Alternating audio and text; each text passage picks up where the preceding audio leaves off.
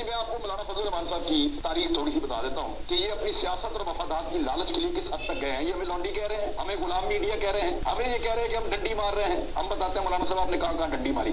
آپ نے کہا کہ عورت کی حکمرانی اسلام میں جائز نہیں ہے. فتوا دیا تھا آپ نے, فتوا دیا تھا آپ بے نظیر بھٹو کے خلاف. اور پھر بے نظیر بھٹو صاحبہ نے جب آپ کو بلایا اور آپ کو بلا کر افغانستان کے ڈیزل کے پرمٹ دیے اور اس کے بعد چیئرمین شپ آپ کو دی اسٹینڈنگ کمیٹی برائے خارجہ کی, تو آپ نے کیا کیا؟ آپ زمین پہ بیٹھے ہوئے تھے دونوں ماں بیٹی کے سامنے, محترمہ بے نظیر بھٹو صاحبہ اور محترمہ نصرت صاحبہ جو تھیں, دونوں کے سامنے, نصرت بھٹو صاحبہ, ان دونوں کے سامنے آپ زمین پہ بیٹھے ہوئے تھے فضل الرحمان صاحب. اس طرح تو آپ اپنا موقف بدلتے ہیں. تو آپ نے کیونکہ غلامی کی ہے تو آپ کو لگتا ہے میڈیا بھی غلام ہے. آپ نے ایک دن غلامی کی بڑی زبردست, وکی لیکس نے اس غلامی کے بارے میں بتایا, آپ نے آج تک چیلنج نہیں کیا. این پیٹرسن جو تھی امریکن سفیر, اس کو آپ نے ڈنر پہ دعوت دی.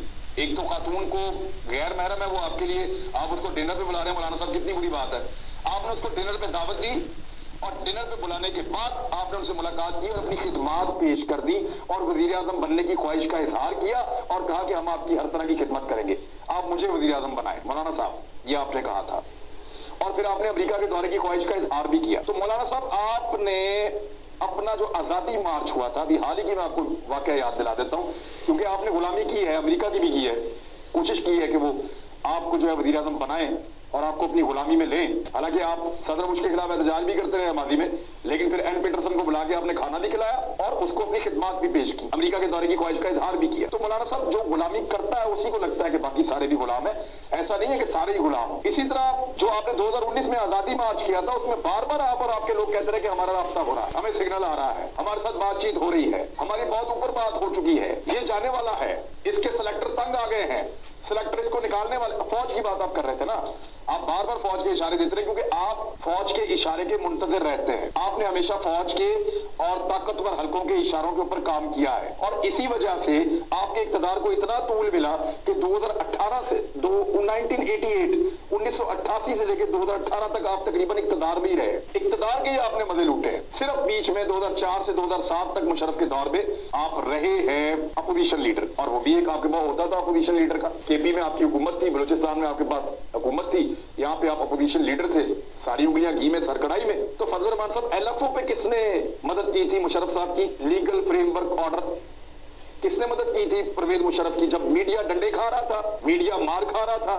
میڈیا آزادی اور جمہوریت کی لڑائی لڑ رہا تھا, تو اس وقت کون کھڑا تھا پرویز مشرف کے ساتھ جو اس کے ہاتھ مضبوط کر رہا تھا؟ مولانا فضل الرحمان صاحب. تب بھی آپ ڈکٹیشن لے رہے تھے, تب بھی آپ ڈکٹیشن لے رہے تھے اسی فوج سے جس کی ڈکٹیشن کا آپ تانا آج میڈیا کو دے رہے ہیں. تو اتنا آسان نہیں ہوتا کہ میڈیا کو کوئی ڈکٹیشن دے. آپ ہمیں ڈنڈے مار کے دیکھ لیں, ذلیل کر کے دیکھ لیں, ہمارے پیچھے پڑ کے دیکھ لیں, لیکن اس کے باوجود ہم وہی کہیں گے اور وہی کریں گے جو ہمیں ٹھیک لگے گا.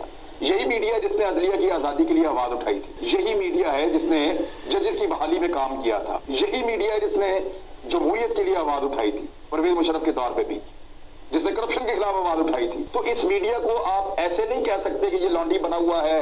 ایک آئی ایس پی آر کے جو جنرل صاحب ہیں وہ ہم سے کہتے ہیں جناب ہر چیز بلیک آؤٹ کر دو. آپ کا پورا جلسہ دکھایا میڈیا پہ, آپ کی پوری تقریر سنائی میڈیا پہ. آپ نے فوج کے خلاف پاکستان کی تاریخ میں آج تک کبھی اتنی بات نہیں ہوئی جتنی بات اس مرتبہ ہوئی ہے. آج سے پہلے کبھی پاکستان کے میڈیا پہ فوج اور فوج کے ذیلی اداروں کے اوپر اتنی تنقید نہیں ہوئی جتنی تنقید مولانا فضل الرحمان صاحب آپ کی پی ڈی ایم کر رہی ہے. اور سوائے نواز شریف کے سب کی تقاریر دکھائی جا رہی ہیں, اور ان کی بھی صرف اس لیے نہیں کہ وہ ایک اشتہاری ہے, مفرور ہے, اس لیے نہیں دکھائی جا رہی. تو مولانا فضل الرحمان صاحب جو ہیں وہ میڈیا کو بلیم کرنے کی بجائے اپنے گریبان میں جھانکیں اور اپنا ماضی چیک کریں کہ مولانا فضل الرحمان صاحب خود ماضی میں کیا تھے. کیونکہ انہوں نے ساری زندگی زنجیروں میں جکڑے ہوئے غلامی کے ساتھ گزاری ہے تو ان کو لگتا ہے کہ باقی سارے بھی غلام ہیں. تو مولانا صاحب یہاں سارے غلام نہیں ہیں, بہت سارے آزاد لوگ ہیں جو کھل کے بات کر سکتے ہیں. آپ کو پتا ہے نا کہ آپ کے خلاف بات کرنے کی کتنی مہنگی قیمت ہوتی ہے. میں کر رہا ہوں, مجھے پتا ہے اس کا خطرہ ہوتا ہے, لیکن میں کر رہا ہوں. میں کر رہا ہوں کیونکہ میں آپ سے نہیں ڈرتا اور میں فوج سے بھی نہیں ڈرتا. جب مجھے ان کے خلاف بات کرنی ہوگی تو وہاں بھی بات کروں گا, اور کی بھی ہے, ببانگے توہل کی ہے جب کی ہے. لیکن آپ کی طرح نہیں ہے کہ ایک ڈیل کی تلاش کر رہے ہیں, جس دن فوج آپ کو کہے آ جاؤ بیٹھ جاؤ اس دن جا کے آپ بیٹھ جائیں گے ان کے گھٹنوں میں, اسی طرح جس طرح آپ بے نظیر بھٹو صاحب کے سامنے جا کے آپ زمین پہ بیٹھ گئے تھے. 31 جنوری تک کی آپ نے مہلت دی ہے مولانا صاحب عمران خان صاحب کو استعفے کی, اور وارننگ دی ہے کہ تب تک آپ حکومت سے علیحدہ ہو جائیں, ورنہ پھر اس کے بعد آپ اگلا نیا عمل بنائیں گے اور پھر آپ لانگ مارچ کا اعلان کریں گے. آپ کا لانگ مارچ بھی یہی میڈیا کور کرے گا. جتنے بندے ہوں گے اتنے ہی دکھائیں گے, زیادہ ہوں گے تو زیادہ دکھائیں گے, کم ہوں گے تو کم دکھائیں گے. ایسا نہیں ہو سکتا کہ میڈیا آپ کو یہ کہے کہ جناب نے 1.5 کروڑ 2 کروڑ بندہ آپ نے لاہور کے جلسے میں اکٹھا کر دیا ہے اور 22 کروڑ لوگ آپ کے ساتھ اسلام آباد کے لانگ مارچ میں جا رہے ہیں. اگر آپ اتنے بندے لے جائیں گے تو ہم اتنے ہی بتائیں گے. اب فوج کے خلاف جو کچھ آپ لوگ کہہ رہے ہیں اس پہ اب ایک قانون بن رہا ہے, بلکہ بن گیا ہے, اور آنے والے دنوں میں جتنے ویڈیو کلپس ہیں ان کے اوپر پرچے ہونے ہیں.